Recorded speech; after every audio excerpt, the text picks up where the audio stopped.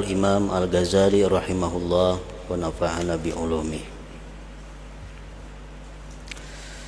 Dan manakala sebagian matahari tertutup gerhana, maka adat kebiasaan telah berlaku dengan meletakkan wadah cuci tangan yang di dalamnya ada air, sehingga matahari dapat dilihat di dalamnya dan bisa memandang kepada matahari. Maka air itu menjadi perantara yang mengurangi sedikit dari cahaya matahari sehingga mampu memandang kepadanya. Maka kebiasaan apabila terjadi gerhana matahari, nah apabila kita hendak melihat matahari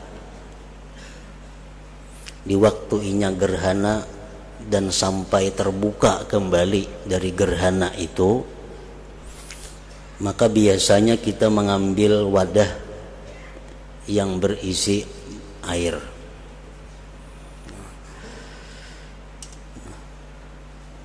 Dari air itu kita bisa dengan jelas melihat matahari, karena dengan perantaraan air itu. Kalau kita langsung melihat mataharinya, itu membahayakan mata kita.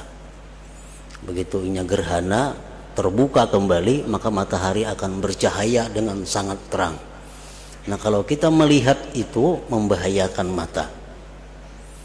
Nah, supaya kau melihat matahari itu, nah orang dahulu mengakalani, memikirkan diandaklah gayung. Di gayung itu ada banyu. Nah, sehingga matahari itu kelihatan di dalam gayung dengan jelas. Kawa kita melihat matahari, tapi melalui perantara air nang di dalam wadah tadi.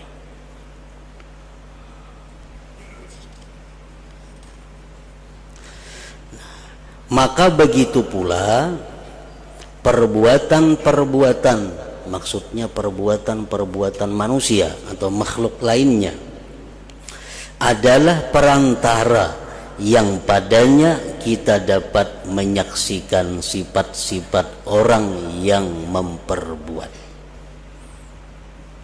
Dan kita tidak silau dengan cahaya zat setelah menjauhkan kita daripadanya dengan perantara perbuatan-perbuatan. Kita kada bisa langsung melihat zat Allah di dalam dunia ini dengan mata ini. Kenapa? Karena kita kada sanggup. Akal kita pun kada kawa memikirkan tentang bagaimana zat Allah itu, sebab akal kita kada mampu juga.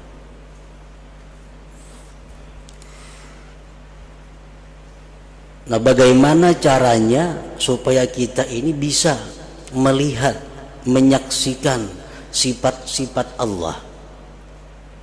Langsung kada mungkin. Nah, diciptakanlah makhluk ini, yang dari makhluk itu kita bisa menyaksikan perbuatan Allah. Yang dari makhluk itu kita bisa menyaksikan bagaimana sifat-sifat Allah. Jadi makhluknya perantara, seperti banyu tadi, perantara untuk kita bisa melihat matahari. Allah Subhanahu wa ta'ala bersifat sombong. Bagaimana kita melihat kesombongan Allah? Kada mungkin, kada sanggup kita memandang, menyaksikan bagaimana kesombongan Allah itu. Nah, Kalau kita hendak melihat kesombongan Allah melalui perantara, perantaranya apa?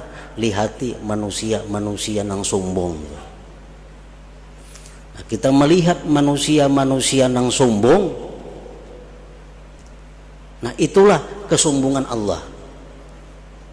Bahkan nang ada pada perbuatan sombong manusia itu hanya sebagian kecil daripada kesombongan Allah.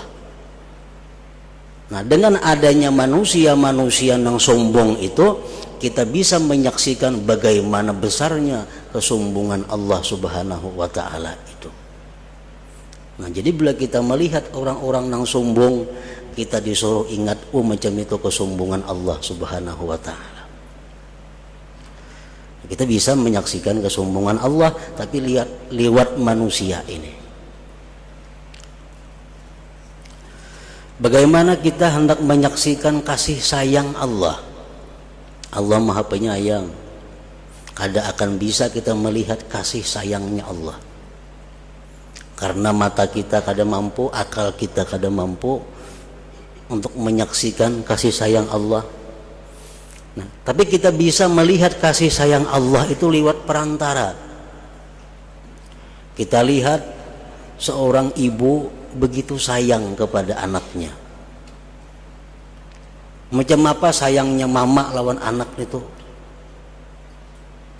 Nah, dengan itu kita melihat bahwa macam itulah kasih sayang Allah kepada makhluknya. Bahkan apa yang ditunjukkan, yang diberikan ibu kasih sayang itu kepada seorang anak, masih kada papanya dibanding kasih sayang Allah kepada makhluknya itu. Nah, sama ibaratnya matahari yang di banyu itu dibanding lawan matahari yang sebujurnya macam apa? Jauh cahayanya. Tapi dengan perantara banyu kita bisa menyaksikan bagaimana matahari itu. Nah, dengan kita melihat kasih sayang manusia dengan manusia yang lain, kita melihat macam itu kasih sayang daripada Allah Subhanahu wa taala. Kita melihat manusia-manusia yang sombong, kita ingat macam itulah kesombongannya Allah Subhanahu wa taala. Hidayah Allah, kawalah kita melihat hidayah Allah kada kawa. Petunjuk Allah kita kada kawa melihat. Tapi dengan perantara manusia, kita melihat manusia yang taat kepada Allah, manusia yang menjunjung perintah Allah, manusia yang menjauhi larangan Allah. Nah, di situ kita bisa melihat hidayah Allah. Kita lihat orang-orang yang taat kepada Allah, kita lihat di situ hidayah Allah.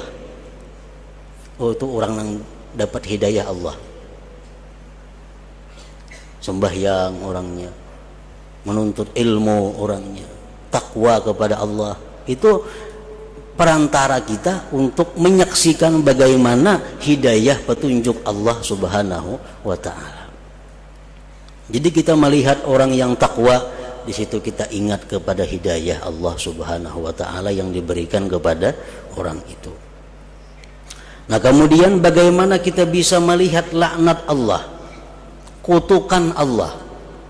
Langsung kita melihat kada bisa. Mata, hati, mata, akal kada akan mampu.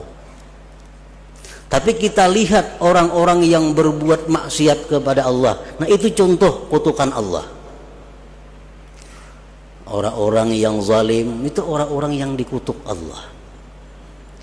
Orang-orang yang melakukan riba itu lihatlah orang-orang yang dikutuk Allah.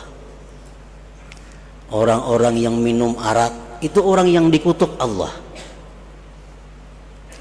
Jadi kutukan Allah itu bukan berarti orang ini melarat, bukan berarti orang ini sakit, bukan berarti orang ini kecelakaan. Itu bukan kutukan. Yang jelas kutukan Allah itu akan nampak terlihat begitu kita melihat manusia-manusia yang ingkar kepada Allah Subhanahu wa taala. Nah, jadi artinya manusia, makhluk Allah lainnya itu seperti air, perantara. Perantara apa? Perantara kita bisa menyaksikan perbuatan Allah Subhanahu wa taala, bisa menyaksikan sifat Allah Subhanahu wa taala. Sebagaimana dari air itu kita bisa menyaksikan bagaimana matahari tadi. Nah, maka inilah rahasia sabda Rasulullah sallallahu alaihi wasallam, tafakkaru bi khalqillah wa la tatafakkaru bi dzatillahi ta'ala. Artinya, berpikirlah tentang makhluk Allah dan janganlah berpikir tentang zat Allah. Kenapa? Zat Allah kadakawa diliput oleh mata, kadakawa diliput oleh akal. Nah, makhluk Allah cukup. Karena makhluk Allah itu perantara kita untuk bisa menyaksikan Allah. Makhluk Allah sebagai wasilah untuk memandang kepada Allah.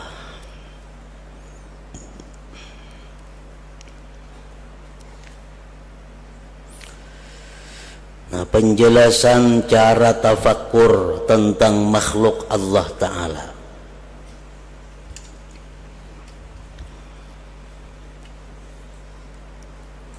Ketahuilah bahwasanya setiap apa yang ada dalam wujud dari selain Allah Ta'ala, maka ia adalah perbuatan Allah dan ciptaannya.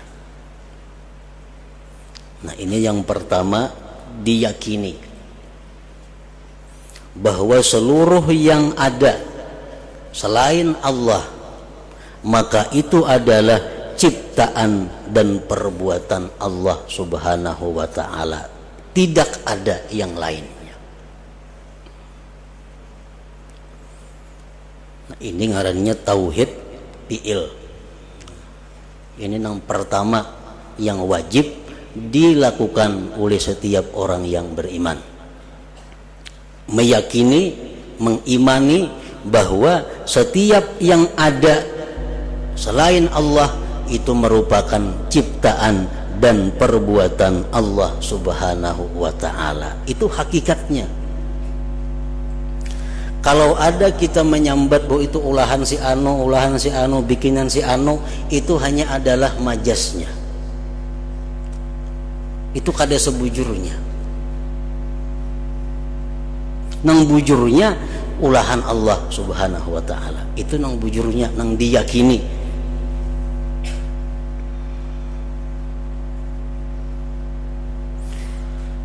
Nah, jadi termasuk iman ciptaan Allah Subhanahu wa ta'ala. Maksiat ciptaan Allah Subhanahu wa ta'ala. Kafir ciptaan Allah Subhanahu wa ta'ala. Taat ciptaan